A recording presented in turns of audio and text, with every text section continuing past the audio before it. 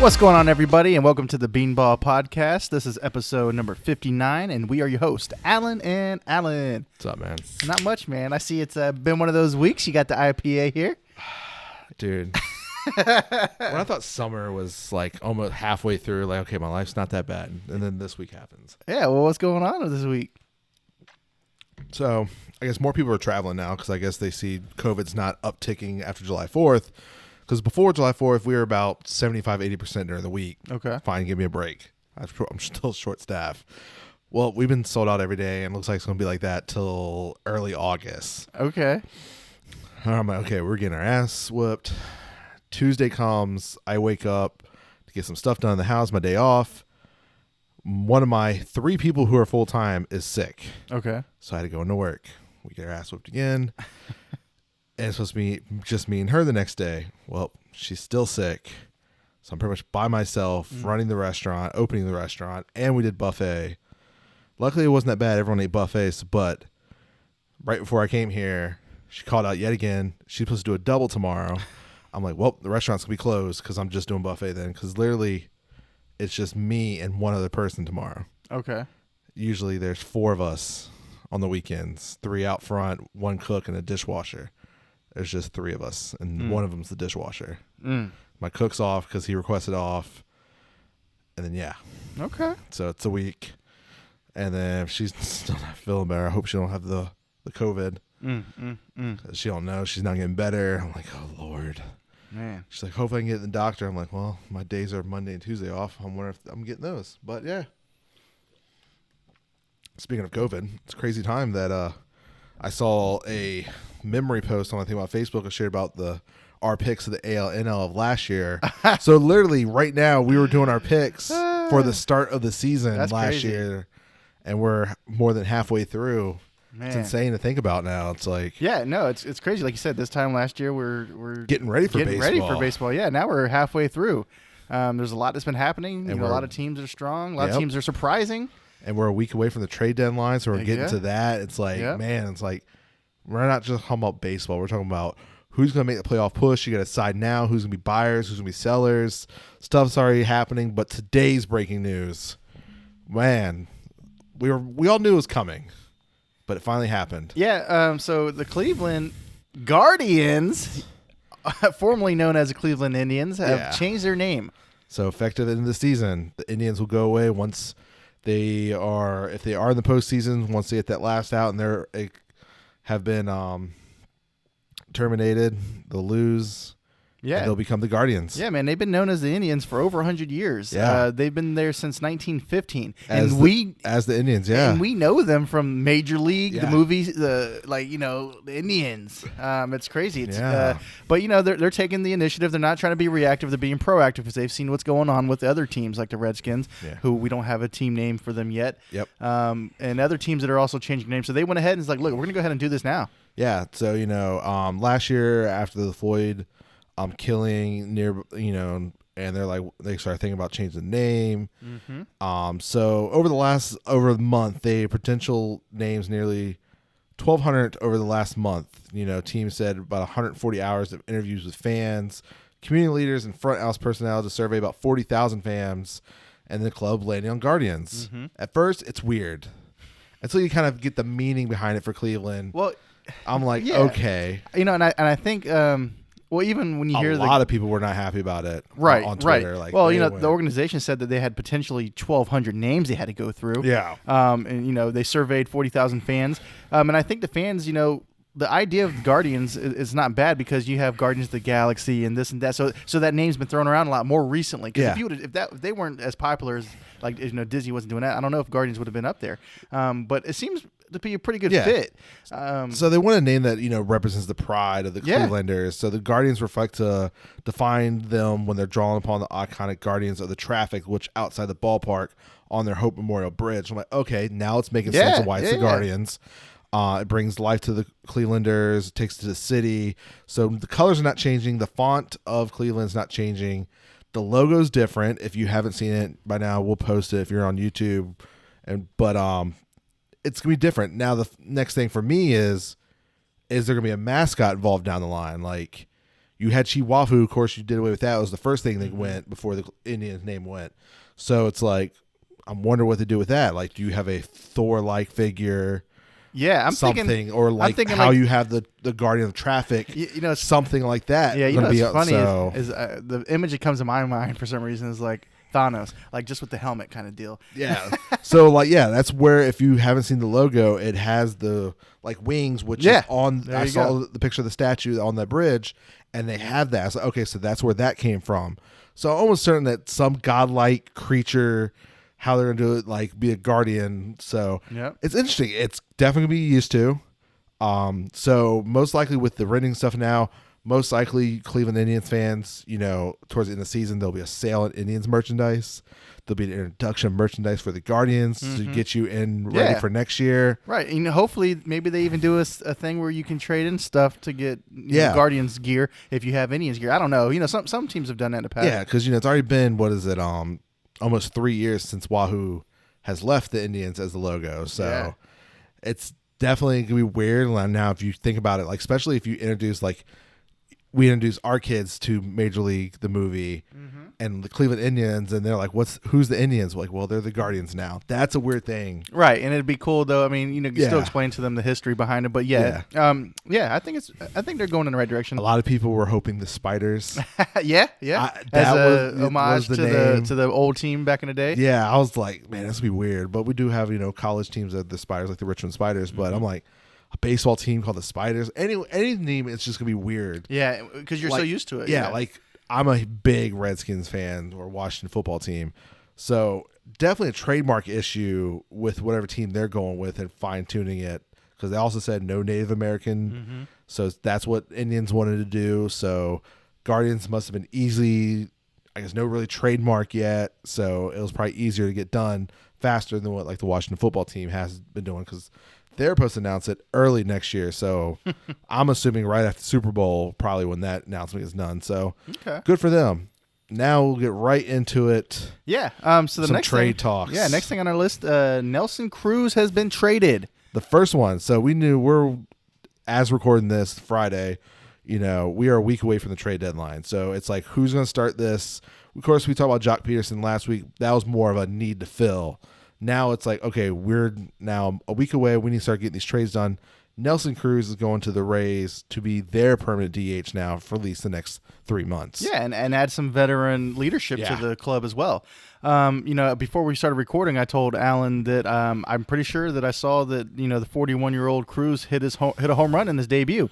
And according to Sarah Langs on Twitter, she said at 41 years and 22 days old, Nelson Cruz is the third oldest player since at least 1901 to homer in his debut team.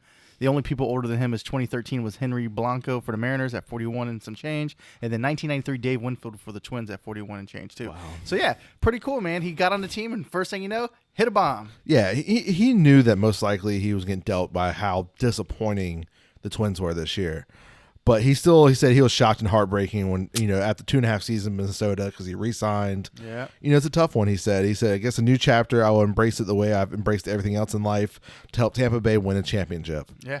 Yeah. They were a couple games away from winning last year, so can he help, moments before the 4-game series in Cleveland, the Rays, who entered the night just 1 game behind Boston in the East, announced that they got Cruz and, of course, minor leaguer Calvin Flusher from Minnesota in exchange for 2 minor league right-handers, Joe Ryan and Drew Stroman. His 19 home runs is tied for second most by DH this season. And remember, I think wasn't last year he was up in the MVP vote because how well of a season he was having at DH. Yeah, man. Yeah. So, he is 41, 7-time All-Star. He has 436 home runs.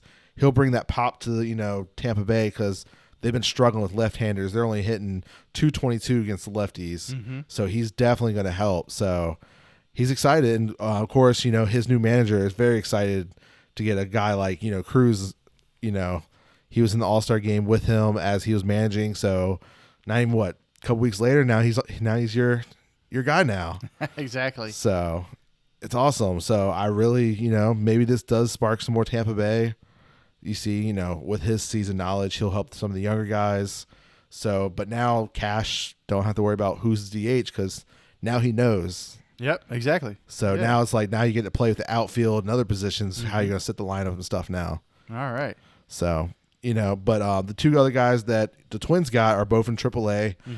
One is actually in Tokyo right now representing Team USA. Cool. And then the other guy, Stroman, he has a 3.39 ERA this season, and he was the 17th ranked prospect for the Rays, and then Ryan was the 10th prospect for the Rays. So some solid arms, that could maybe help the Twins, because that's a big question mark for the Twins right now. So.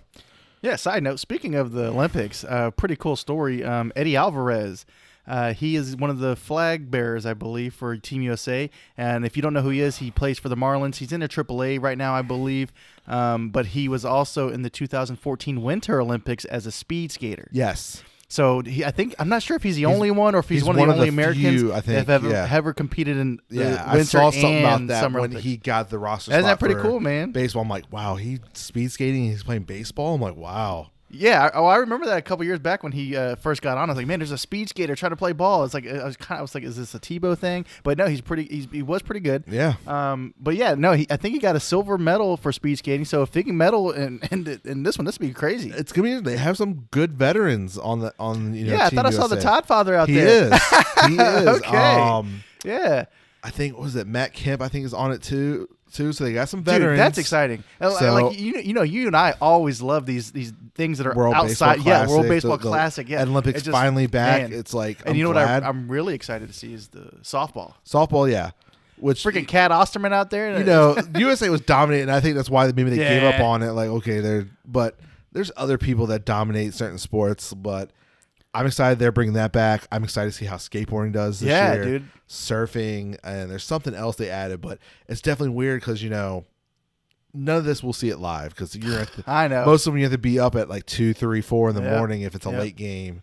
When I saw, because I think softball released their schedule and I saw the live times, I'm like, ooh. Oh, I want to see who's on their roster because Ooh, is I was Ginny like, Finch up there? I doubt it. Well, Cat Osterman's up there, and when I was working at the baseball store at Grand Slam, in 2000, I don't know, 7 Yeah, or like, 12, yeah. whatever. Even if it was 2011 or something like that, Cat Osterman was one of the main people at the softball still at that time. That was about 10, 11 years ago. Yeah. That's what I'm saying. Like, there's, it's interesting. Look, I love the Olympics, man. Yeah. And let's go Team USA. Yeah, I'm hoping they get everything.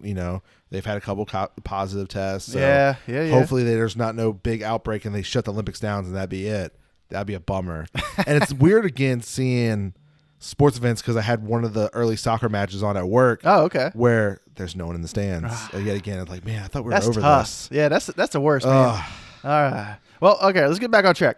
So speaking of 41-year-olds. So Rays weren't done. Rays got a guy they needed, and then they gave up a guy by trading a back-end rotation, not over the hill, but an older arms, innings eater, Rich Hill, to the Mets. Yeah, I'm okay with it. You know why? Because you got a guy with experience. He gets the job done. He's a huge guy, 6'5", and he's a lefty. What is not to like, man? Yeah, he's 41. I think this yeah. season he has a 3 or 3.87. Yeah. It's 6-4 this year. So that kind of shows that, they have a bunch of younger guys that actually has done well for the Rays. So it's like he's expendable. Let's try to and they're getting a bullpen arm, which has mostly been on the DL this year from the Mets, and a minor league catcher who was the 4th round pick last year, who was in, I think, AA this year. Because we all know the Mets catching number 1 prospect is the centerpiece, so they're not worried about any other catching prospects. So, Rays eventually do need a bunch of catchers, but they get, all they love is bullpen arms and down there in Tampa Bay.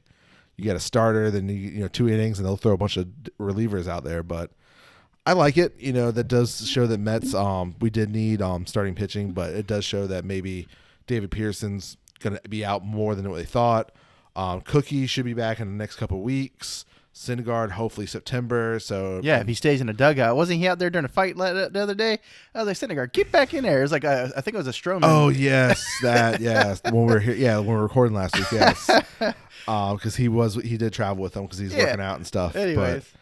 But yeah, it's I'm glad. I'm like, okay, that's a solid one. I'll take it. Yeah, I mean, even like I said, I know he's been struggling in his last 7 games. He's like 1-2 with a 5.4 ERA, but he's been overall been pretty solid, and that's what the Mets need.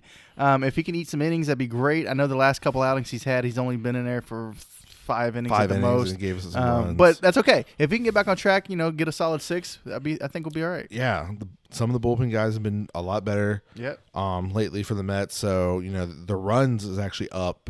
Before the All-Star break, I think we were barely averaging 3 runs a game. We were up to now 6, about just over 6 a game. So offense is definitely better.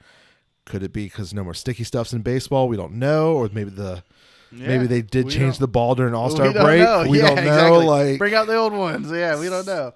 But either way, I think Pete Alonso's been happy with it. Tim Anderson's been doing pretty good. There's some guys out there that's been hitting. Yeah, Mr. Home Run Derby champ has been on fire since winning that title again. Yeah, he's up to 20 home runs now or so? so? But I think he's hitting 4 since coming back from the break. So he's definitely locked in right now. So, but, Rich Hill, solid acquisition, 41, but, solid for the next 3 months to fill in. And if we do get everyone back, then we have a buttload of pitching. But, hey, Rich Hill will be good for an inning out of the bullpen during the postseason if necessary. Yeah, absolutely. Yeah, I think that'd be solid. Well, all right. Well, speaking of that, what players should we see moving by the end of the deadline? So we're a week away. So now, everyone's got to be figuring out doing the, Yankees have checked in on Trevor Story. Yeah. And that makes sense is that the only thing Yankees need? Let's be real. Yeah, I don't know. You gave up a walk-off not by a hit, by an error, walk, and, you're just terrible right now. Well, do you think it's because historically their teams are usually packed with hitters, not fielders? So, then most likely that means, what is it? Gleyber Torres will probably go to second base. Then you're like, what are you going to do with LeMahieu? Where does he go? It kind of clusters a little everything up. Okay. But then some people are believing that Trevor Story maybe play him in the outfield. So other teams are checking in on him. So my thing is, what is Colorado going to want from him? Okay. For him, it's a rental. He's a free agent, so it can't be too much. Nah, not too much. Maybe some prospects. So, and then of course everyone's wondering, not if they're going to sell, is how many pieces the Cubs for Chris Bryant are going to sell. You're talking about Bryant. You're talking about Corey Kluber, not Corey Kluber, but who else? Maybe Baez, and then you even got Rizzo. They're all free agents after the season. Yeah. So, do you just load up, trade all of them? I don't know. Do you keep one to try to get ticket sales? Because Baez apparently wants to sign an extension for about $200 million, which is nothing compared to Lindor and Tatis. So it's that's a deal. I agree. But do you just go and trade them and try to pull Yankees like they did with the Cubs, trade for a piece, and then sign them back during the offseason? Because remember, Cubs traded for Chapman. They got their title, and Chapman re-signed back with the Yankees, and Yankees got Gleyber Torres out of the deal. That's a win. So it's going to be interesting to see how this pans out. But like you said, the Cubs probably going to sell the team. I don't know. I think you have to. At a bare minimum, they got to get rid of Bryant, I think. I think they're going to get rid of at least 2. Yeah. And you got to think about, Rizzo broke off talks. Baez is still kind of open. He got his figured. He's kind of have a semi-down year, so maybe that's why they're mulling on the decision to extend him already, or do they let's go and trade him and try to get something, and maybe we can try to sign him in the offseason if he likes it here. Yeah. So everyone gets a week to figure out. And then the other names you're thinking about is starting pitching out there is who is available and what's the cost. You got to think about young arms. You think of Twins with Jose, God, I'm terrible with names. They're starting pitching. They're ace-ish. Oh, he has 2 years left on his rookie deal, so you'll have control. So that's going to cost, which he's been linked with the Mets because Jerry Hefner, the pitching coach, of course, coached him when he was the pitching coach up there. Has inquired about him, so it depends on the price. Texas, their pitcher, God, I guess my notes didn't save. I had a couple names down. But their starting pitching, I think they checked. I heard Texans have been checking in on Yankees prospects because, of course, Yankees do need starting pitching. They need something. Angels, of course, need starting pitching, but they drafted 20 players, but they're not going to help this year. It's what about the Nationals? I think the Nationals could be sellers too. That is the biggest question right now, because Mr. Scott Boras said something. I think it was a couple weeks ago or something during the All-Star break or something, that if he gets traded, Max Scherzer, he wants to sign an extension. Whoever he gets traded to, I don't know if they're going to want to sign an extension at this point. It's not the Max Scherzer we know and love.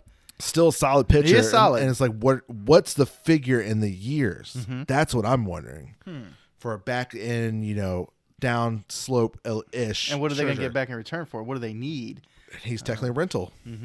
So it's like, unless you do sign an extension. Philly's going to try to make a splash. I don't know what they absolutely need. I think they're checking in on, Travis Story and a couple other people, because they just need to find some more bats and maybe some pitching. Because, technically Atlanta, Nationals, and I think Philly are within striking distance, as they say, I think within 6 games of the Mets. Yeah. Well, so they technically can, do they want to commit or do they want to sell? Like, that's kind of the weird scenarios that some of these teams are facing, especially since there's no, waiver trade deadline. Yeah. So this is the deadline if you want to get anyone. So okay. Oh, it's gonna be interesting. Like I said, it's coming down to the wire. I think they got about eight days or so. Yeah, I think it's Friday at 4, if I remember correctly. Okay. So we're less than a week now, because we're past 4 as we record this. Yeah, it's crunch time. It is. It's the biggest one is like Trevor Story. Yeah. It's like, what would you give up for 3 months of Trevor Story? And exactly like what position? I love what Keith Hernandez said for the Mets. He wouldn't trade for Bryant. He would actually try to trade for Baez now with Lindor hurt. Because Baez can fill in at shortstop for now, and then once Lindor is back, you can easily put him at third or second. I'm like, that's actually where Bryant is a little more limited to third base and outfield. I'm like, okay, that's interesting. That could be a possibility where, and I said, hell, you can probably trade for him. And if he only wants $200 million, you can probably sign him and figure out where to play him later. That's true. I'm like, that's interesting. And then you got him locked up, so there's a lot you can do with it at that point. Yeah. No, there's a lot of options. It's going to be interesting to see how they pan out. It's going to see what the team's willing to give up and what are the teams asking for. Yeah. So it's like, do you want to get this guy up to, for just some B level prospects, or are you still going to try to hold out for an A? Because, this is not like NBA and NFL where you throw in draft picks and stuff. So, I don't know. It's going to be interesting. I think it will get hot over the weekend, especially if injuries or something happen, or a team, especially if like a team gets swept and you're like on that borderline team, then it's like, okay, we're going to be sellers now. Yeah.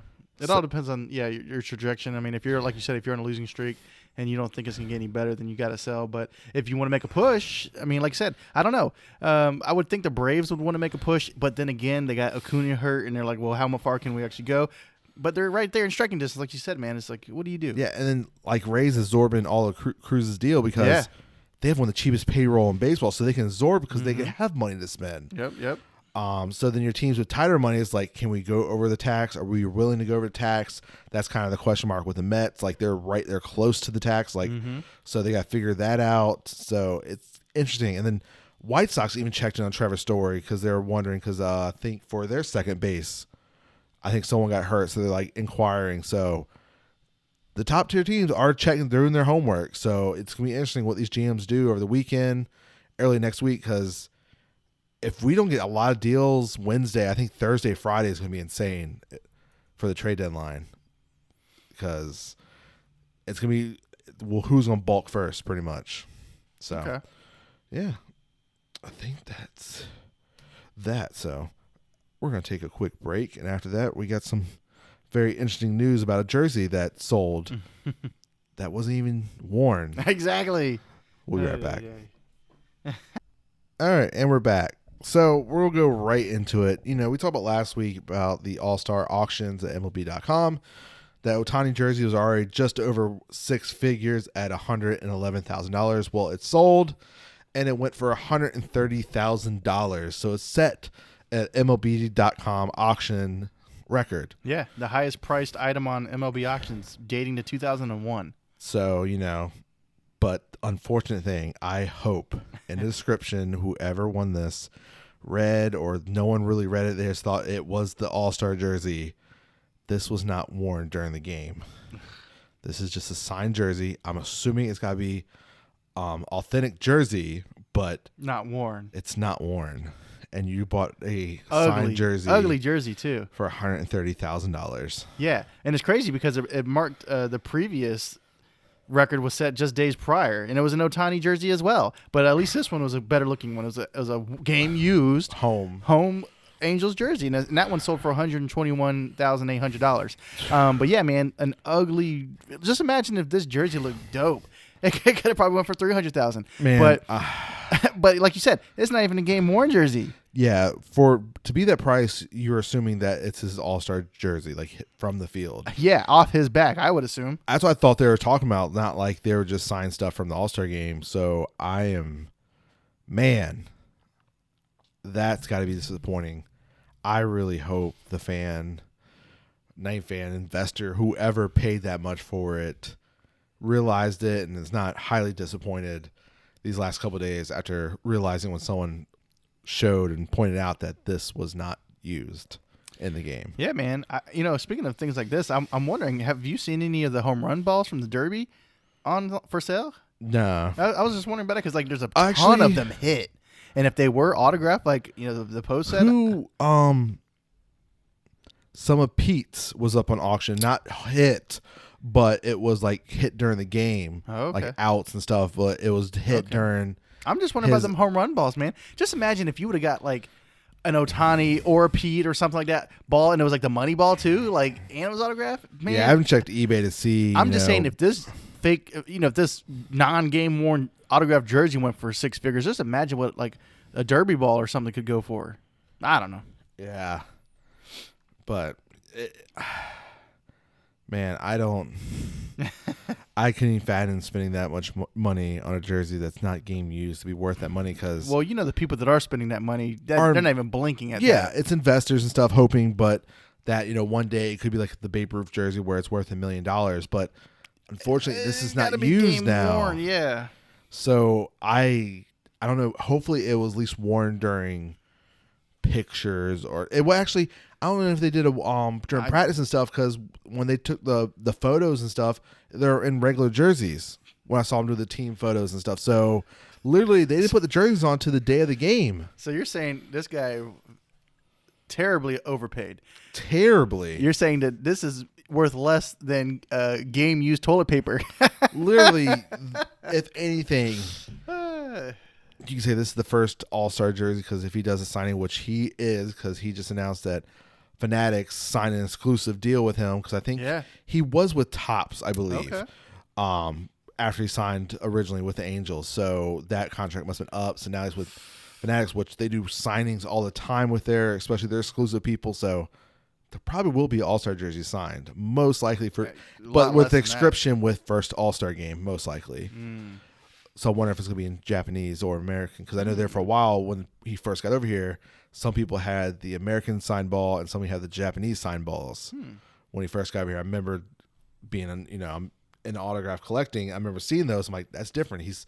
I guess if you asked or something, he signed in either or. So I don't know if he's still doing that. Maybe just when he first got over here, but it's going to be interesting. Yeah. I hope it was someone who had a lot of money who this is like, okay, my L, I'll take it, frame it, and hang it. Oh, I paid $130,000 for that art piece right there. Man, whew. But that sucks. All right, let's go to the next. Your boy. Yeah, man, the Yerminator went from retired to back in the shortest amount of time ever in any sports. Well, I mean, I don't know if it was any kind of an official thing, but Yermin Mercedes, he's a rookie with the White Sox. He's 28. He was killing it earlier in the season, man. Yeah. He got himself a nickname, the Yerminator, and he's out there. We're loving it. The fans are loving it. He kind of went to a slump. They sent him back down to AAA. Then he came out with an IG post that just basically said it's over, and he was like, he wanted to thank his teammates, his coaches, everybody like that. So we were thinking, oh, this guy's retiring. But then, less than 24 hours later, he's like, I'm back. Yeah. Still, on the on the team in uniform, and then another post. So, look, man, yeah, if he can find it again, he's a catcher too, man. That's a good spot to be, Yeah. So pretty much he took the spot of McCann when he signed with the Mets because he was the other catcher for White Sox last year. So pretty much in his tweet when he retired, first of all, I want to thank God for giving me life, to the fans that without them, nothing, to my family to understand. I always supported Daniel Sues for getting me ahead, and why I have forgiveness to all those who often fruit of my immaturity, to the members of the radio, television, press, to all the teams I appreciate and not tolerate my decisions, to them, to everyone who as a human I have failed, apologize, and thus I walked away from baseball for a while. God bless you. It's over. And then, like the Phoenix Rise, he's back. It's yeah, I mean, like I said, his stats aren't terrible. I mean, he was batting .271 this year. He had 7 home runs, 37 RBIs. I mean, he was doing it. It's just kind of hard when you're not the everyday catcher, I guess. Yeah. But, I hope he sticks with it, man. I like to see him back up again. And apparently he was doing well because, so yeah, when he first got demoted, he was batting, 159 over the last 18 games. So, of course, it's like, okay, look, you need to figure something out. But to my knowledge, he was batting over 300 in AAA since the demotion. So he figured it out. It's just now it's like waiting for Where's your turn your spot? to get back because, that rookie of the month in April, he was batting .415. Yeah. 5 home runs through 22 games. He was, of course, his baseball cards skyrocketed and it's hot and you're cold, but now he's a little bit hot again. So see if maybe he gets it. Even La Russa said I'll have to reach out to him because I told him he has a career in major leagues. He does. Absolutely. So he just needs, to work on his craft, which sounds like he has been. And now maybe he was just disappointed that he hasn't got called back up yet. And maybe if he felt like it's over because he thought maybe this is his last shot after, no one else wanted to give him the contract, but White Sox did and gave him a shot. It's baseball, unfortunately, man. You're on the 40 man. Like, you're going to get called back up soon. It's not like you're just a minor league guy anymore. Right. So hopefully whatever was happening with him during the 24-hour period of retiring and coming back, has lit in the fire in him, and we'll keep an eye on him, see if he gets called back up soon. If anything, at least it's accomplished putting his name in everybody's mouth again. You know what I'm saying? At the worst case scenario, like, well, now everybody's talking about you again. So we'll see what happens, man. I think he'll be back up. I just don't know when. Yep. So all right. We talked about last week, the Blue Jays finally get to go home. Yeah. So earlier this week was their last home game in Buffalo. So they took a L. So they said goodbye. Thanked all the fans and stuff. So they're on the road in New York, and then I forgot where they go to next. But then they finally get to go home to Toronto, and there will be fans. They just announced. Okay. There won't be 100%, but there'll be 15,000 fans at the stadium when they come back next Friday. So those 15,000 are probably going to hear like 50,000 how ready they're probably been missing for this baseball team. Especially last time they saw them, they weren't a playoff team. They made the playoffs last year. This team is young, thriving. So it's very interesting to see how these fans finally react seeing this team yet again. Because, they didn't get playoff baseball last year because it was in Buffalo. And they're on the track to possibly, Well, the good news is while they were there in Buffalo, they did say they felt like they were supported pretty well. So that's good. At least they felt like they're still at home, even though they're in the middle of like all the other rivalries territory. Yeah. So now they get to finally go home, get to be comfortable, get their own fans, feel more at ease. Maybe they'll play better. Yeah, and then my question is like the newer players like Springer. Mm-hmm. I hope he's had contract with someone or contact up there to get him a house, apartment. I'm sure they got people because to help now since they got an announcement, you thinking it's been last week right before we went on recorded this on Friday, they got announcements. So I hope they got a little more before that. So look, I need an apartment. Look, man, the Blue Jays are not going to let him be up there without an apartment. They're definitely going to be looking out for this guy. Yeah, there's no way they're going to put him up somewhere until he finds his thing. I guarantee it. It's just now like I'm wondering how much Chaotic is trying to get everyone apartments and stuff unless they already kind of had it going. Like they probably have a guy on that, man. There's no way that they're gonna make these guys man, stress. I know. I was like, wow. Talking about last minute. You know, I remember last year because remember Noah Syndergaard didn't want to pay for the apartment after getting Tommy John. Then COVID happened. The whole I don't know whatever happened to that they settled, but man. All right. I'm glad Canada's opening back up, so it's gonna be interesting.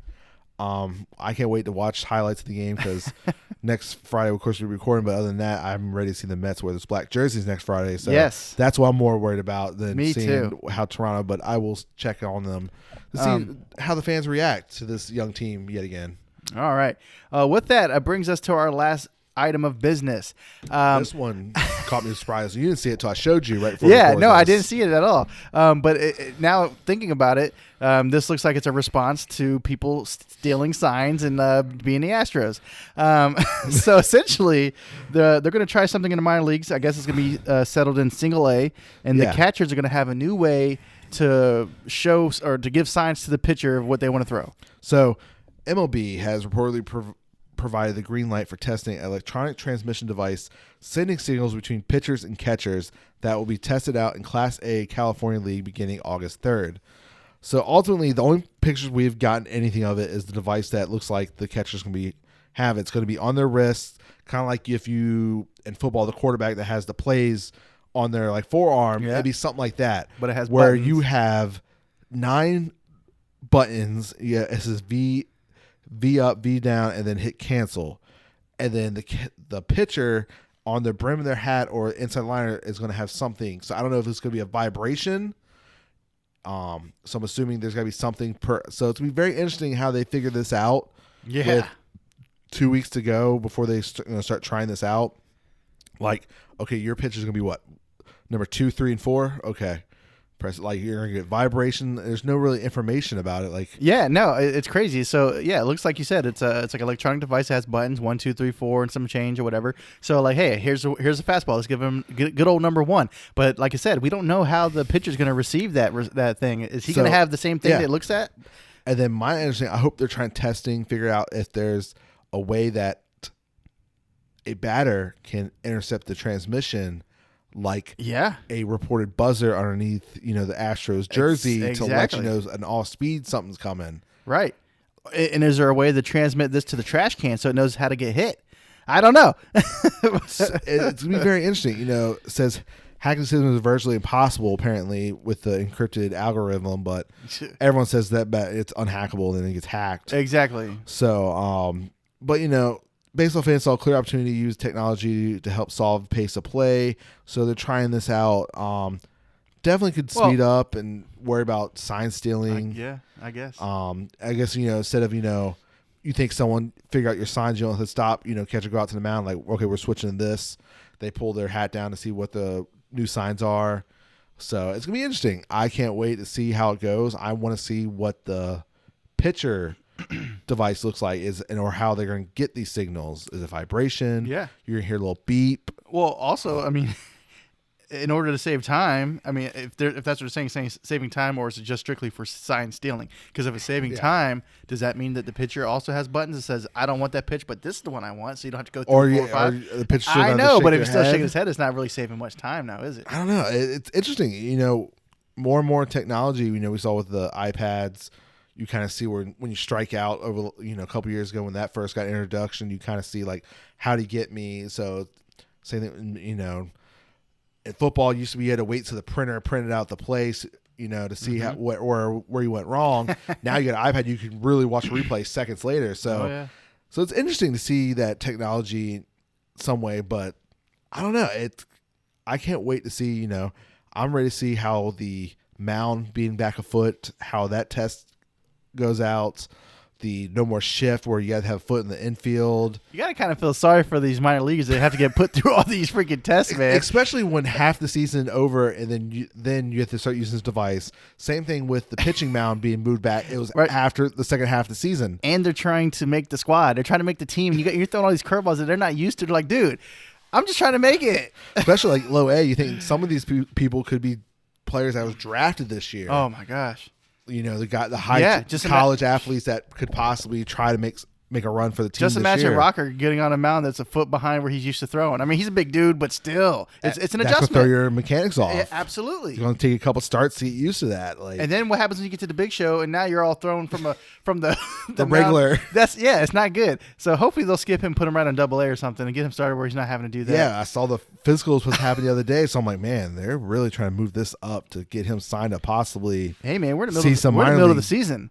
Like I said, if the Mets are contending, I'm thinking October is a great month for him to Man. come up, or September It'd probably. be interesting to see Yeah. if he makes his major league debut. Because remember, it wasn't nothing because the team wasn't good, but Mm-hmm. Ryan Zimmerman got drafted in June and was up in the Nationals in September before Yeah. the season was over. The year he got drafted, so Yeah. could we see Rocker do the same thing? And Zimmerman's definitely it was the great decision by them. Yeah, the 4th pick and to major leagues in 1 year. It's like, wow, no minor league baseball for you. Yeah. Well, so at least I know, so it's very interesting. We'll keep an eye on see how that goes. Go off topic a little bit, not off topic, but off script and stuff. Did you see what Ohtani did with his paycheck from the Derby? Yeah. Yeah. I really like that. He split it up. It was like he got paid like $150,000 Just to be in the Derby. Yeah, and he split up 30 over 30 checks, Yeah, which is no. $5,000. Yeah, dude. 30 employees. Here you go. Thank you. Yeah, that's awesome, man. Because I'm like- he doesn't need it. And the funny thing is, he doesn't make a lot of money by salary if you think about it. Oh, not yet. Yeah. But his endorsement deals are probably going to be jacked up this year, especially that Fanatics deal. Especially the way his stuff is selling. Dude is a walking billboard, man. He's gonna get paid. Yeah, but he's 2 years left his deal. But it's nice. Hand out $5,000 checks to some of the people around the That's very your cool. normal interaction with. That's pretty cool. So I think is that it, or I had something else, man. It was the tip of my tongue. I can't remember. Ohtani's jersey, Ohtani's check. Mets back in black. We already talked about that. Oh, so I saw that Mets, along with other teams, are starting to look at paying their minor leaguers more and helping more with housing.